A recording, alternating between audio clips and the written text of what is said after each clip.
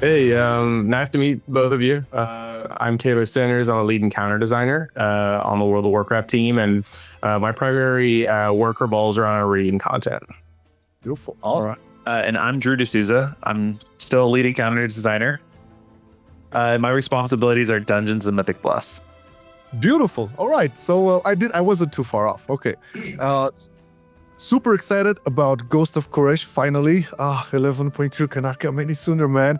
And boy, is there a lot to unpack. I guess we can start it off with the first question because I'm dying to know a couple of things. This is, for better or worse, tied to one of our latest videos. But in regards to brokers, I don't know how much you guys can clear the air a little bit. We never really thought they were Ethereals. We thought they were like kind of like a different kind of entity. But from what we know so far, and they're obviously going to be a big part in the Ghost of Koresh, and they're going to give us the new player hub. Are they actually Ethereals? Are they like cousins, or do they just like share similar cultures? So you're going to have to wait to see that specific detail. What I can say is, they're parking their city on Koresh. They have some interest in the planet. Okay. Oh, that's so exciting.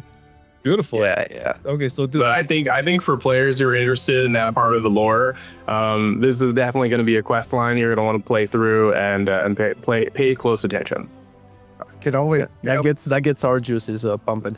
And just to be a little bit on topic, I don't know if you guys can answer this one, which is perfectly fine. It's understandable. But will Ethereals become a playable race probably at the end of the patch or midnight or maybe when it launches? I don't know. We have nothing to announce now, but we're always interested to hear what players are finding the most interesting kind of races that they interact with and what they might want to embody themselves. Ever since we introduced allied races, it kind of opens the door there for us to pursue different fantasies for players. So we hope everyone has a great time with the story of the Ethereals and the Ghost of Koresh update, and we'd love to hear what you want to play next. Oh, beautiful. Awesome. I guess, it was a little bit on the... It was a stretch, but I'm pretty sure... That's it. I'm pretty sure a lot of people would love to play as Ethereals. In the same spectrum, will we be able to like visit the Netherstorm and the other Ethereal subs like in the storyline, or is it just like constrained into like the new zone? So we will we'll be visiting classic locations you'd expect, right? Throughout the questing, right? You'll be visiting those go domes that you saw in the Netherstorm, and in some cases we're even going to return to like the Azure Span and deal with some Ethereals that have gone into the Azure Vaults. Where you end up exactly will largely be on Koresh, but yeah, I would expect some callbacks to some locations you're familiar with in the past. Beautiful. Okay. Cool. Okay, now let's move on to the new dungeon. We're both big Mythic Plus players and love to see like new content in terms of dungeons and stuff, and we're super excited to see the Echo Dome, Aldani. So in regards to this dungeon, did you guys look in the past designs of dungeons and maybe addressed, I don't know, mechanics, spells, cast, things like that, things that were kind of like toned down for season 2? How do you guys stand from that point of designing the dungeon for this on the upcoming Mythic Plus season? Will we still like, my question is like, if we're gonna pull a lot, we're gonna have to deal with a lot of casts and spells and all that. Yeah, I mean, if you take on a lot of enemies, you're gonna have to deal with their abilities. But as far as like what we're carrying forward from season 2 is like we had a philosophy shift, right, on like how combat is paced and what sorts of spells you see and how often you're seeing them, how long a cast bar is, how much time you have to interrupt it, and you're going to see that going forward, right? And Ecodome Aldani was built with that in mind. I think in some cases we're even just trying to refine our boss design even in dungeons a little bit more, making them more focused or having like a clear hook. Like not every single boss fight has to be super intense for the healer, or everyone's dodging swirls every 2 seconds. I understand, if you're doing a 20 key, that's out the window. Everything's going to kill you, right? But that core experience is going to be much more approachable. It's a 3 boss dungeon as well, so we're trying to keep it to a pretty reasonable time to get a couple runs in a given night. I think that's great news, being a 3 boss dungeon, and the fact that you guys are like maybe streamlining a little bit the boss fights. Really good news, I would say, from a healer's perspective, because you touched the nerf there with a couple of bosses this season. Swamp Face, are you? And I do want to say though, like we're simplifying the boss, but we have very cool bosses in there. There will be some mechanics you haven't seen before. Of course, I mean, I'm expecting all out epicness nonetheless. I think it's Awesome. Oh, I was gonna follow it up with the dungeon as well, because personally I've been a big fan of Floodgate and how it feels like the design and the pacing of the dungeon has changed, a little bit more freedom in how we pull and stuff. Is a 3-boss dungeon normally changing the way you approach the number of packs, where their position, where the routing is? Because obviously we don't know exactly how the layout of the dungeon will be. So does it change the philosophy of the dungeon design if you have 3 or 4 bosses? And if so, can you share a little bit how? So we look at overall pacing in general, right? And one of our goals when we're making a dungeon, whether it's 3 or 4 bosses or even 5, like we've done occasionally, it's really about the overall variety and flow. Like using Floodgate as the example that you talked about, it started off very open. We had very free routing, but then we wanted those tight corridors where it's like basic dungeon crawling. And you can expect some of that in Ecodome Aldani with like the different variety. It's an Ecodome and it's also set on Crest, so you're going in and out of it. I won't give too many spoilers, right? But some of it takes place in the dome itself. Some of it's taking place in the dooms or the dunes amongst ruins. As far as the flow, right? We think about like the overall experience that we want and the pacing we want. And in some cases, right, like a 4-boss dungeon might have a short timer like Floodgate, because it's like you defeat boss 1 and 2 and 3 immediately spawn with like 1 trash pack in between. So having boss count doesn't inherently affect how we're going to design it. We're usually thinking about the experience as a whole and what we want you, like when we think about a raid where it's like we want you to think about that boss and how you're going to get through that phase. We're thinking about the dungeon holistically and like what does the whole experience look like. That the dungeon itself is the encounter. Speaking of the raid, because I do want to talk to Taylor a little bit as well here. I know you guys cannot give out too many details regarding this, but I guess one burning question regarding the new raid, Maniforge Omega.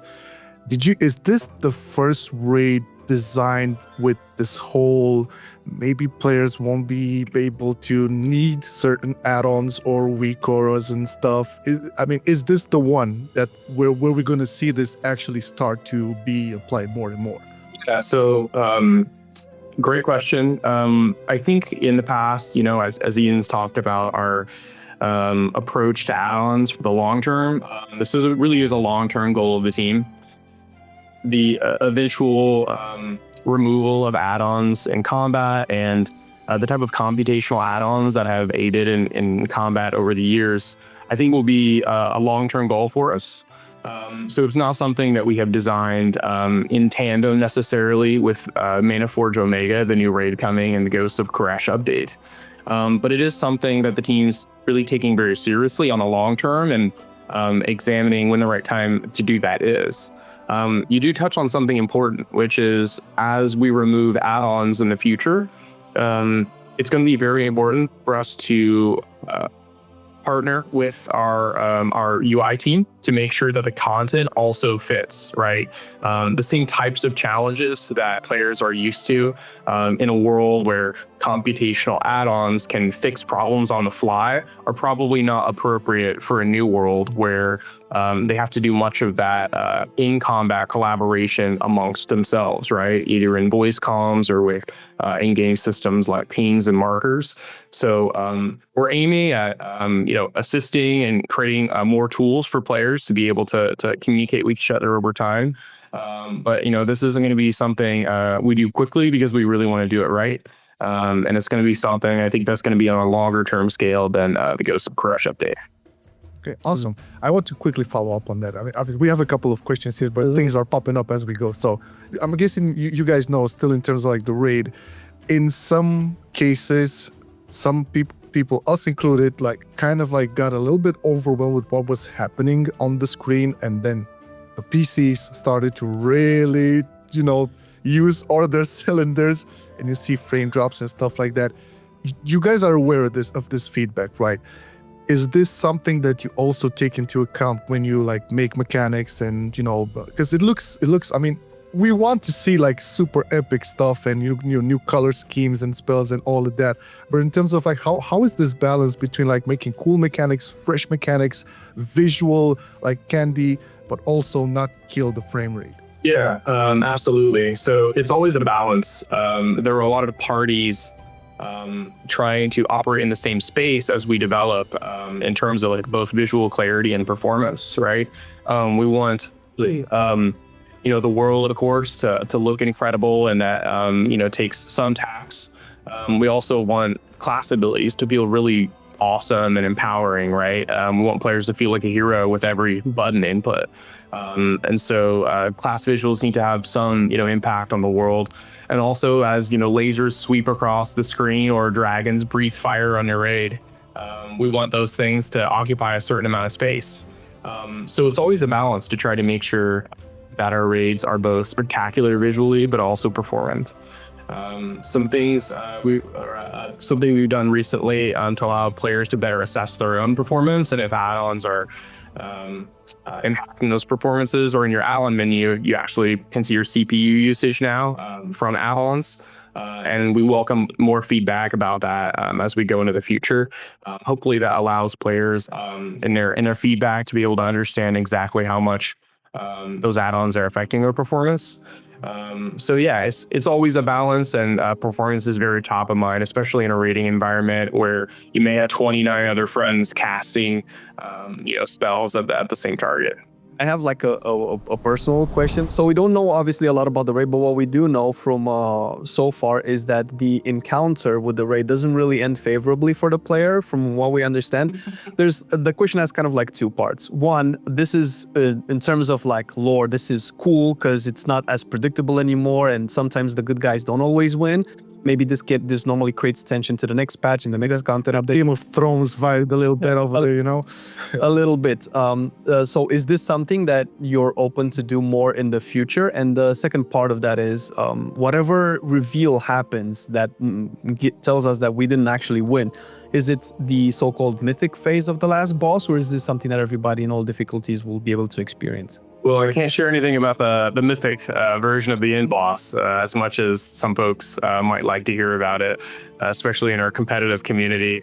But what I can say is, the Ghost of Crest update is going to take us to the home world of the Ethereals. And I think for anyone interested in the Ethereals and not only their fate, but also their past, we're going to hear a lot about the history of that race and what comes next for them. But in terms of the period victory or the perception of that, this is not the end of the World Soul Saga. In World of Warcraft, we're telling a huge, long-spanning 3 expansion story here, and it's really just beginning.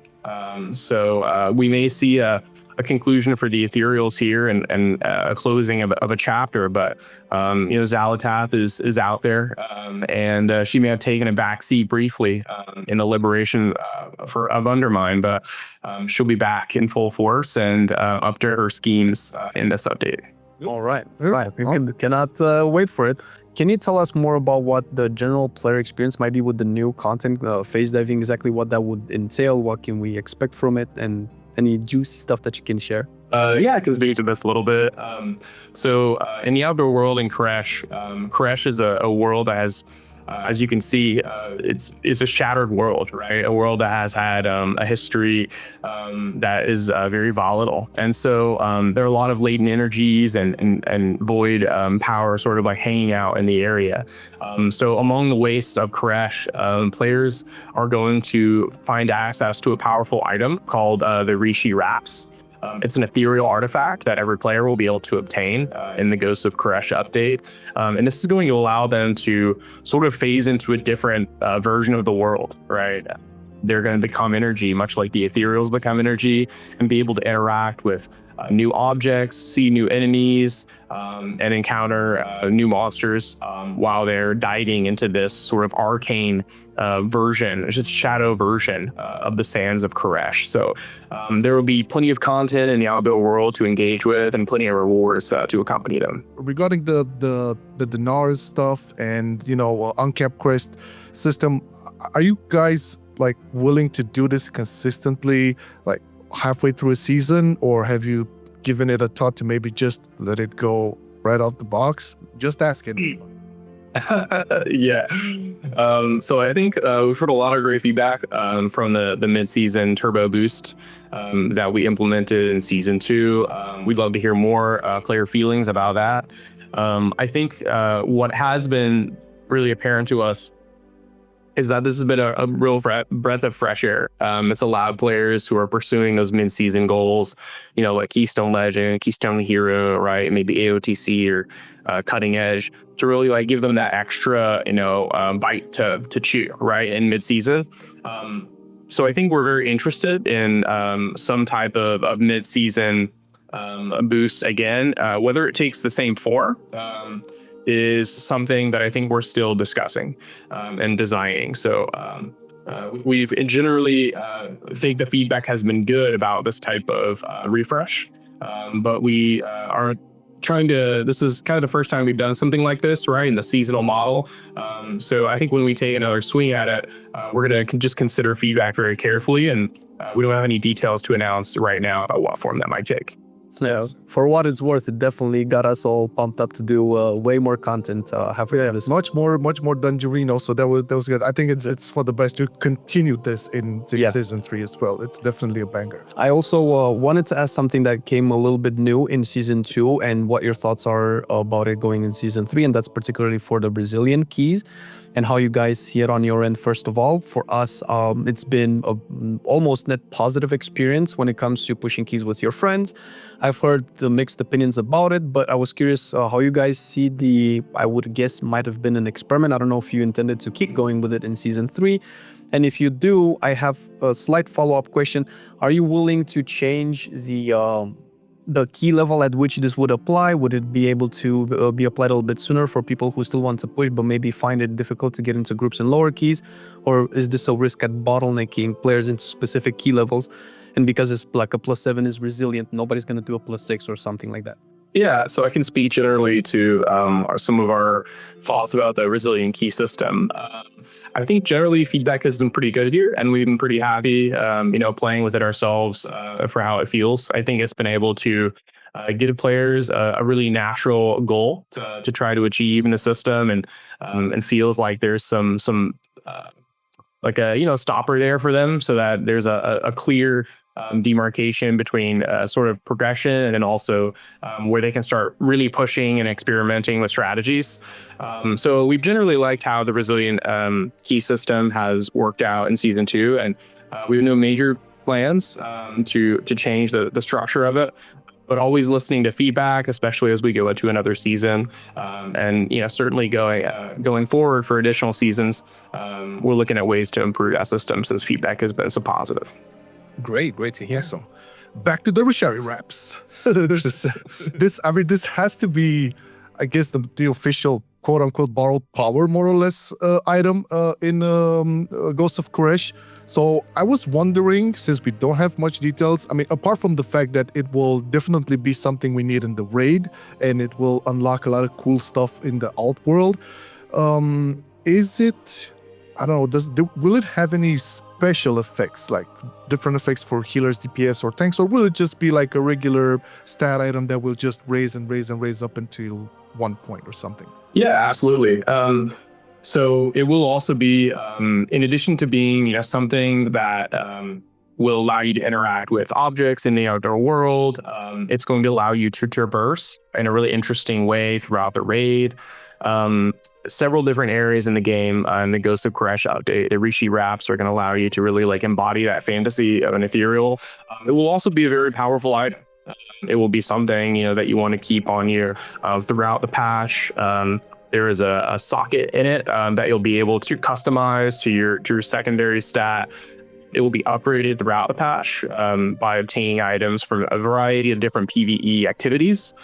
So you can continue to work on that item, continue to progress, and then it will have an additional proc in combat that players will be able to enjoy, while they're in raid encounters or dungeon or whatever your content is. Okay. And this proc will be like cater specifically to the role, or will it be like a pure damage proc or something. Or It'll be something that all roles find useful. So yeah, healers, tanks, DPS. Don't worry, you'll all find that you'll want to keep the cloak on you for sure. more power. That's good. I wanted to also ask you guys a little bit about classes in general hero towns going into the next patch, depending on how much time we have. You guys have been pretty good at keeping things updated, fresh, whatever you probably might have seen something lacking. You've addressed it, like how Dark Ranger talents were for hunters. A lot of hunters might have found that not really embodying the Dark Ranger that they might have wanted. So I was curious if there are other plans of addressing other hero towns that might not be according to like the modern version of the hero towns that have gone through a couple of iterations. Is it something that you're looking to prioritize or keep in touch with the community feedback, or something that maybe you think could use improvements? And if there's anyone that you can share with us that you have in mind? Nothing to share today, but our class design team is always reading feedback very carefully. Usually, some of our larger reworks generally happen at expansion boundaries. That's when we feel like we can take larger stabs, at the type of gameplay that players are used to. But always listening to feedback, and I think where players want changes, please let us know. The PTR server will be going up very soon. We'll announce our plans for that within the next few weeks. So please join us on the PTR, give feedback there. All class feedback is incredibly useful for our designers as they try to put the finishing touches on any class changes, spec changes, and hero talent changes in Ghost of Koresh. Moving towards like the new patch and the new season, I wanted to touch a little bit on the group finder thing, because it has a little bit of tension points, particularly like for healers and tanks. As much as like season 2 was great in almost all capacity, it was kind of punishing. I feel like a little bit more punishing for tanks and healers this time around than even season 1 of the War Within. And this definitely affected like the group finder stuff. Like a lot of people like tend to do their dungeons and keys through group finder. So I was kind of going to ask, like, is this something you guys might want to address in Ghost of Koresh regarding tanks and healers? And I do want to mention here, tanks have been buffed recently in a hotfix for the threat. We know that. Yeah. But are things like this more prevalent in the new patch? Yeah, so I wouldn't say they're more prevalent, but we are very aware of sort of the group finder boss, right? A lot of the time when you're trying to find a group for a key or potentially like a raid pug, that feels like the first obstacle, right? And so we're listening to feedback very keenly there. We feel ourselves when we play the game, right? And so it's something that I think we're taking very seriously, and we want to take a swing at soon. And we don't want you sitting around. We want you in dungeons and raids, right? We want you playing the game. And not doing laps, to try to find a group. So we want to make sure players have the right tools to not only find a group that's suitable for them from an item level perspective, or for the content that is appropriate for their character, but also make sure that you can align with the same goals, right, with other players. If you're trying to push a key, that's a very different social environment than just trying to get your ball right for the week. Get that high key and not worry so much about the timer. So it's important for us to put like-minded players together, and we're looking at new ways to try to give players the tools to find each other effectively. I was gonna follow up a little bit with kind of like on topic. I guess it's directed at both of you guys. We all know that balance between specs and classes is always going to be a talking point, and it's never going to be perfect, and somebody's always going to think, oh, the other guy has it better. And that's why we have good tier list videos. Indeed. I'm pretty sure similar things have happened in past seasons, but maybe it has become a little bit more obvious this season, particularly in Mythic Plus, with specs that are a little bit AoE capped, like Fury Warrior, for instance, and Windwalker. We understand that the cap essentially exists to specialize different damage profiles for different types of pack pool sizes. sometimes it feels, particularly for Fury Warrior, that even though it should be like a 5-target specialist, it doesn't always feel like it's going to be the 5-target specialist, when sometimes during a 5-target encounter, you can have specs that are, let's say, uncapped in AoE that are doing a little bit better than Fury Warrior. And this might be difficult to adjust mid-patch or mid-season. And I was curious if you guys are considering this when you do balance tunings, or if this has ever been a contentious topic, or is it just community perception at this point? Yeah, so large topic that I think we could spend a long time on if we had it. But I think a key part for us is when we talk about balance, that doesn't necessarily mean, and you touched on this as well, that each class is equally good at everything, right? We want to make sure that each dog has its day. Each spec has something that they really feel like it's their time to shine, right? That they can excel at. And that, as encounter designers, is something we have to work on as well, right? It's a collaboration between us and the class design team to make sure that each class, each spec, and each hero spec has something that it really excels at. And we make sure that we present those scenarios on the other side of the coin from encounter design perspective. So what our focus is to create a variety of different combat scenarios, both through our seasonal dungeon pool and also through the 8 raid encounters that are coming in Mana Forge Omega, to make sure that each class, each spec, each type of DPS profile, at least and each type of healing profile as well, sort of has their moments to shine. So yeah, always a focus of the teams, especially in collaboration between our team, Drew and my team, and the class design too. Maybe this is just a specific raid that we've had in the season 2, but we know certain classes bring a raid buff or a group buff that, kind of sometimes guarantees a spot in their raid, depending on the guild, of course. And there are certain classes who don't provide a particular raid group, but they provide other type of utility. For instance, like Warlocks have their gates and their Hellstones, and Death Knights have their famous grips. And for the longest time, it felt like there was always at least one boss that favored grips a lot for Death Knights. For instance, I'm just using Death Knights as an example, but I guess we can think about all of the classes like this when we have encounter design. Is this something that you're aware of whenever you're designing encounters? Just like you said, we want every dog to have their day. Is it something that you're thinking, oh, we would like Death Knights to feel like they're impactful on this fight, or Warlocks that they could use their gate efficiently on this side? And is this something that we can expect in the new raid by any chance? Yeah, absolutely. One of our pillars really of encounter design is empower the player. And what that means is making those buttons feel incredibly heroic. If we don't put the problems and the obstacles down for you to feel like you can challenge you, right, and give you those heroic moments, then the player really never gets to feel like the hero. So we're always designing with those buttons in mind. Is this a time for grip? Is this a time for to save the entire raid with a well placed demonic gateway?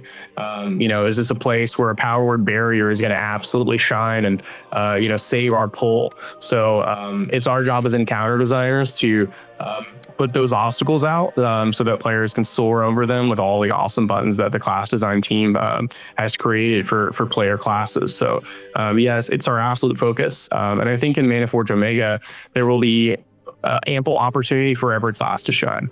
Whatever tool you have in your tool belt, whether it's, health stones or, some type of teleport or, DR, we try to create a landscape where every type of utility really has a time to itself. Awesome. And since we got Andrew back, I guess we can close it off with a final question for him, because I wanted to filter down a little bit in terms of the dungeons and the New Mythic Plus season. A good addition in season 2, changing all of the mechanics on the ground, seeing them a little bit more simplified but much more impactfully visually, right? Even with that, and then I'm not talking about high keys here. I'm talking okay, mid-range, let's say from 12s to 15s to 16s, okay? As I played a healer this expansion, I felt it. Will we still have situations where a mechanic can one-shot you, or can one-shot a DPS in this season, or will this be toned overall down? And this also was kind of in relation to the question we had for Tiller regarding the raid. Will this season maybe take into account or look a little bit more at the new philosophy regarding, less add-ons, less WeakAuras, more visibility within the actual game? Yeah, so the goal here is that, we tune things at the core experience to not one-shot you. Obviously, we start pushing at the ceiling here once we push into even mid-range keys, right, where things are doing 200% more damage than they were originally. What's important to us too is that it's very clear on the ground, which you saw with the visuals, that you have enough time. Like we give you, a good 3.5 seconds to get out of here. If you die, we want you to say like, I could have moved out of that, not upset the game, obviously. As far as like one shots and whatnot, there's two schools of thought as far as like penalty damage, where it's just like a decast and a swirl versus a heavy triage dot, where we want one of those to be more manageable than the others, even going up into higher key levels. So there's the inverse effect, where if we aren't punitive enough on like a swirl, for example, it's a healer problem. And when the debuff we want you to hit, that we want you to heal goes out, it's also a healer problem.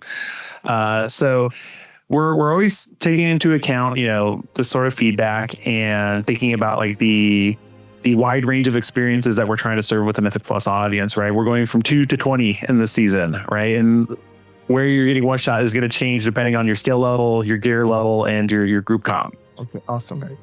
Well, thank you so much, guys. Ghosts of Quraysh sounds great. We are hyped as, cannot say it on a video, but we know how hyped we are, right? So hopefully we're going to have a lot more information soon. And this is very promising in all capacities, lore-wise, atmosphere-wise, vibe-wise, all of the stuff that is coming. Cannot wait. Thank you very much for being open and answering some questions that we've been having from our community as well for a while. It's been really, really awesome to see that you're taking into consideration so many of the perceived community concerns that we've been having over the months. And you guys are actually listening too and then implementing stuff. That's amazing. Trooped into, man. We do our best. Yeah, nice seeing both of you guys as well. Hopefully we'll talk again soon. Cannot wait. We're short. Thank you. Great questions. Good luck and have fun out there. Thank you. You as well. Very much.